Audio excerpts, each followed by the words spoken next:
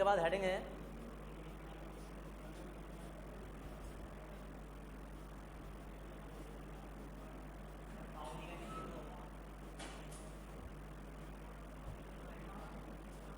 Quantum संख्याएं।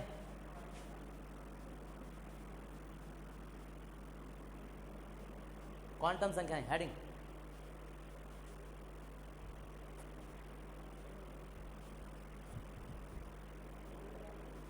कहाँ देखा पाउली का नियम? कहाँ देखा? राइट में पाउली का नियम इसके बाद था। हाँ जी राम में या नोट्स में? चलो फिलहाल किताब वाले भी आजकल होशियार हैं। पाउली का नियम होता है कि किन्हीं दो इलेक्ट्रॉनों की चारों क्वांटम संख्या समान नहीं हो सकती। अब कौन ऐसा गधा टीचर है जिस क्वांटम संख्या ना पढ़ाए और पाउली का नियम लिखवा दे? समझ लो क्या है? चारों क्वांटम संख्या का मतलब क्या? पहले चारों क्वांटम संख्या पता तो हो। देखो इधर इसमें लिखेंगे, इसके बाद हेडिंग डाल के वे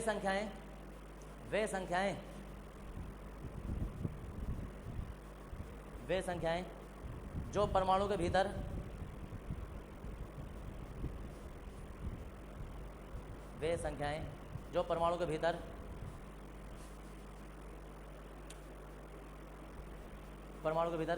इलेक्ट्रॉन की स्थिति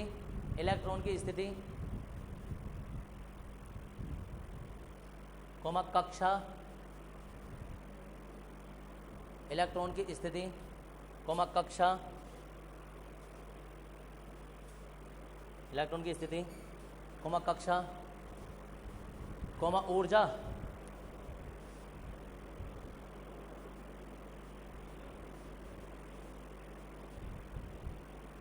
आदि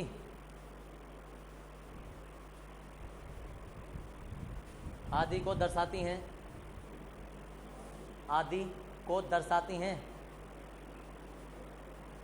हैं क्वांटम संख्याएं कहलाती हैं। क्वांटम संख्याएं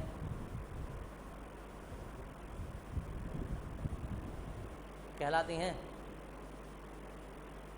यह निम्नलिखित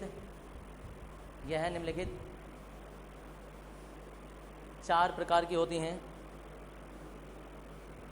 निम्नलिखित चार प्रकार की होती हैं।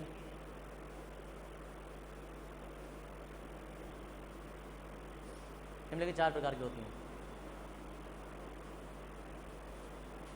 चार प्रकार की होती हैं। और देखो इधर एक एक करके ना पढ़ने वाले हैं, पहले चारों लिख लो।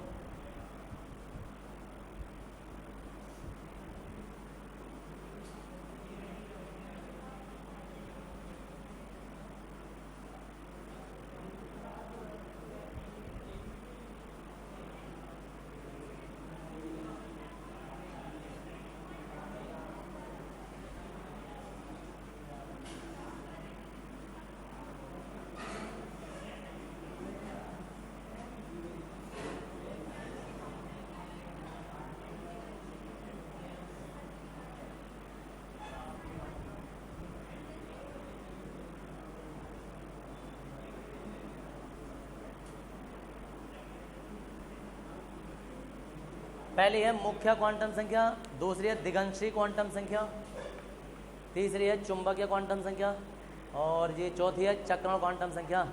मुख्य क्वांटम संख्या को स्मॉल एन से दर्शाते हैं, दिगंशी क्वांटम संख्या को एल से दर्शाते हैं, चुंबकीय क्वांटम संख्या को एम से और इसे स्मॉल एस से दर्शाते हैं। पहला वाला हेडिंग डाल देंगे मुख्य क्वांटम संख्या।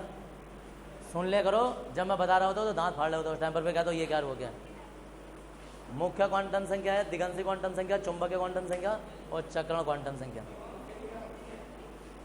हाँ जी हाँ मुख्य क्वांटम संख्या दिगंशी क्वांटम संख्या, दिगंशी गह दिगंशी।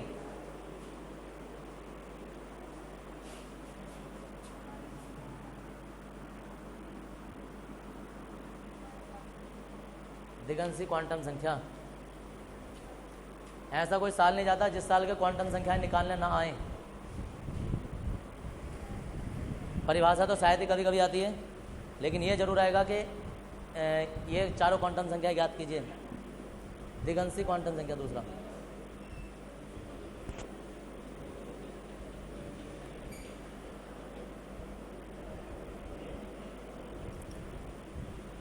हो गया भाई? चलो लिखो, पहला वाला हेडिंग डाल दो। वालेकुम सलाम जी।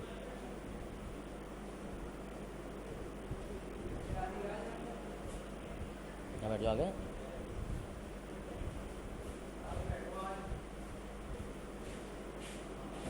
ये बेंच उधर कर लो, उधर उधर उधर।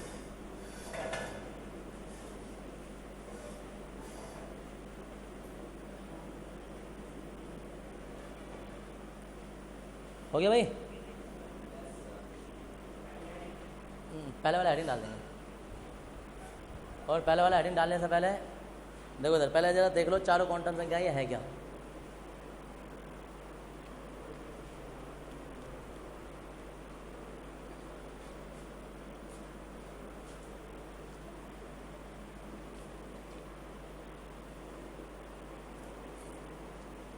देखो भाई, ये चारों क्वांटम संख्या है ना, ऐसे है जैसे कोई डाकिया होता है। डाकिया क्या काम होता है डाकिया का? किसी भी व्यक्ति का जो चिट्ठी है उसे एड्रेस पे पहुंचाना, करेक्ट एड्रेस ढूंढना कि वो कहाँ रहता है, समझिए। तो ऐसे ही कोई परमाणु में इलेक्ट्रॉन घूम रहा है, क्या पता कहाँ घूम रहा है। ये चारों क्वांटम संख्याएं मिलकर ना उस इलेक्ट्रॉन की एग्जैक्ट लोकेशन बता देंगे कि वहाँ मिलेगा, वहाँ मिलेगा। चारों अपने आप में विशेष हैं, कोई कुछ बताती है, कोई कुछ बताती है, कोई कुछ बताती है।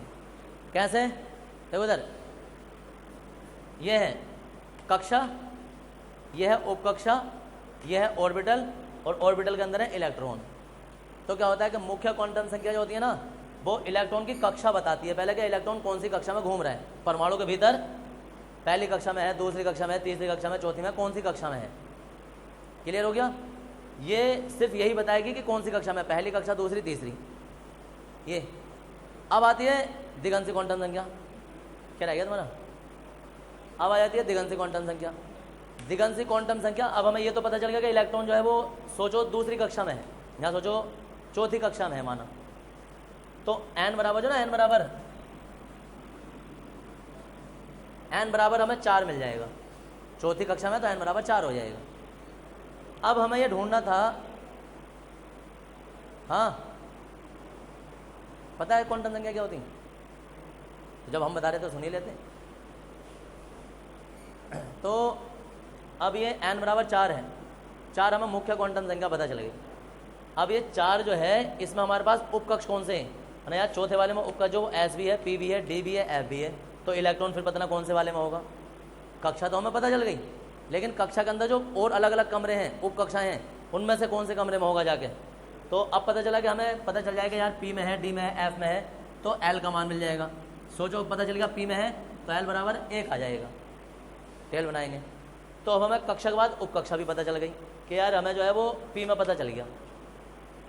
अब P जो होता है वो भी अपने आप में बटा हुआ होता है, ये -1 होता है, 0 होता है, ये +1 होता है,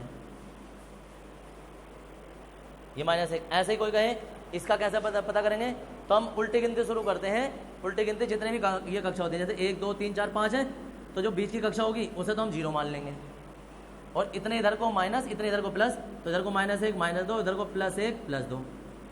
ऐसी इसमें भी 7 कक्षाएं हैं, तो 3 इधर बच जाएंगे, 3 इधर, बीच वाली 0 है, तो 3 इधर, -1 -2 -3, ऐसे +1 +2 +3। ये कक्षाओं के ये जो ऑर्बिटल है इनका नंबर हो गया हमारे पास, नामकरण हो गया। अब फिर ढंग से समझो, मुख्य क्वांटम संख्या जो है वो तो कक्षा बता रही है, जो दिगंशी क्वांटम संख्या है वो उपकक्षा बता रही है, और जो m होता है m वो ऑर्बिटल बताता है। ये तो n बता रहा है, ये l बता रहा है, और ये m बता रहा है कि कौन से ऑर्बिटल में होगा। अब पता चला यार p ऑर्बिटल में था और हम ये वाला इलेक्ट्रॉन ढूंढने थे, जैसे हमें ये मिल गया, या सोचो ये वाला हमें मिल गया, तो हम कहेंगे कि m बराबर -1 पे मिल गया हमें। अब -1 ये -1 पे मिल गया, तो अब ये उल्टा वाला मिला या सीधा वाला मिला है, ये भी देखना होता है कि इलेक्ट्रॉन सीधा सीधा घूम रहा था या उल्टा वाला घूम रहा था। तो सोचो हमने ये वाला था हमारा सीधा घूम रहा था, तो एस का मान मिल जाएगा। अगर सीधा है तो +1/2 लिख देंगे, और अगर जो उल्टा घूम रहा था तो -1/2 लिख देते। ये एस का मान पता चल जाता है। अब फिर दोबारा से देखो क्या है कि किसी परमाणु के भीतर इलेक्ट्रॉन कौन सी कक्षा में घूम रहा है वो मुख्य क्वांटम संख्या बताती है। कक्षा के बाद कौन सी उप कक्षा में घूम रहा है वो दिगंशी क्वांटम संख्या बताती है। और उप कक्षा के बाद कौन से ऑर्बिटल में है, खानों में कौन से वाले में, वो चुंबकीय क्वांटम संख्या बताती है। और खानों में उल्टा है या सीधा है वो चक्रण क्वांटम संख्या बताती है।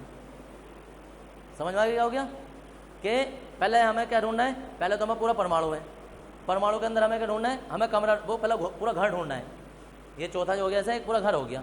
घर के अंदर कितने कमरे, वो कमरे ढूंढने, कमरों के अंदर वो कैसा है, कौन कौन उपस्थित है वो ढूंढना है। और उस कमरे के अंदर बेड पर कैसे कैसे सो रहे हैं वो ढूंढना है। क्या है, कक्षाएं ढूंढनी है, कक्षाओं के अंदर उपकक्षा ढूंढनी है, उपकक्षा के अंदर ऑर्बिटल ढूंढने, ऑर्बिटल में इलेक्ट्रॉन कैसे कैसे पड़ा वो ढूंढना है। ये चारों चीज़ें, ये और इसके अंदर के इलेक्ट्रॉन कैसे हैं वो चारों क्वांटम संख्या बताती हैं। इसलिए हमने लिखा है कि वे क्वांटम संख्या जो इलेक्ट्रॉन की स्थिति, उसके कक्षा, उपकक्षा, ऊर्जा आदि के बारे में जानकारी देती हैं वो सब क्वांटम संख्याएं कहलाती हैं। अब इनकी परिभाषाएं सुन लो। परिभाषाएं क्या है जो नॉर्मली हम लिखने वाले हैं। मुख्य क्वांटम संख्या हम कहेंगे वे क्वांटम संख्या जो परमाणु के भीतर इलेक्ट्रॉन की कक्षा को दर्शाती है वो मुख्य क्वांटम संख्या कहलाती है। वे क्वांटम संख्या जो परमाणु के भीतर उपकक्षा को दर्शाती है वो दिगंशी क्वांटम संख्या है। वे क्वांटम संख्या जो परमाणु के भीतर ऑर्बिटल को दर्शाती है कि इलेक्ट्रॉन किस ऑर्बिटल में उपस्थित होगा वो चुंबकीय क्वांटम संख्या है। वे क्वांटम संख्या जो इलेक्ट्रॉन के चक्रण को दर्शाती है कि चक्रण क्लॉकवाइज होगा या एंटी क्लॉकवाइज होगा तो वो चक्रण क्वांटम संख्या कहलाती है। इसे एन से प्रदर्शित करते हैं, इसे एल से, इसे एम से, इसे एस से। समझ में क्या हो गया।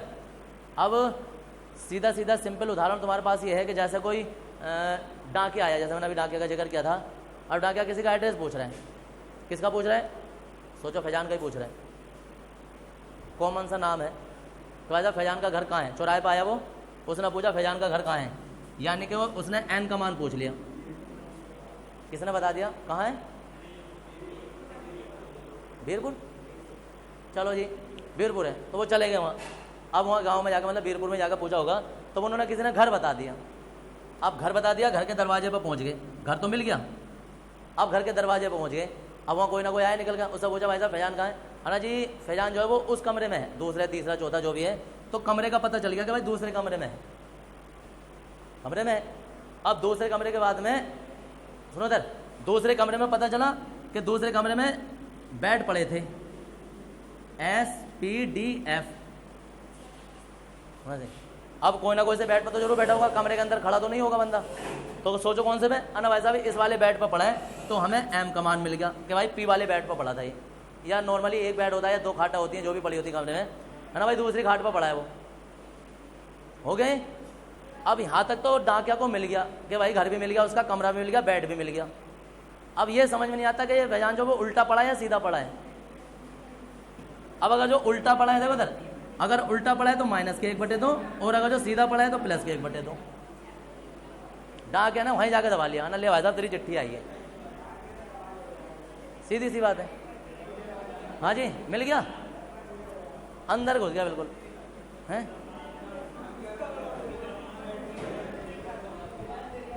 लिखेंगे जी अपनी, पहले वाला हेडिंग डाल देंगे, टाइम हो गया क्या, नहीं यार चलो फिलहाल पता तो चल गया क्या होता है। परिभाषा रहेंगे, कल सारे एक बार में खत्म हो जाएंगे, और पाउली का नियम भी आ जाएगा तुम्हारा, फिजिक्स निकाल लेंगे। क्या करें, पानी आप पी खाओ जल्दी फटाफट, किसी को प्यास लग रही है पानी पियाओ भाई जल्दी फटाफट।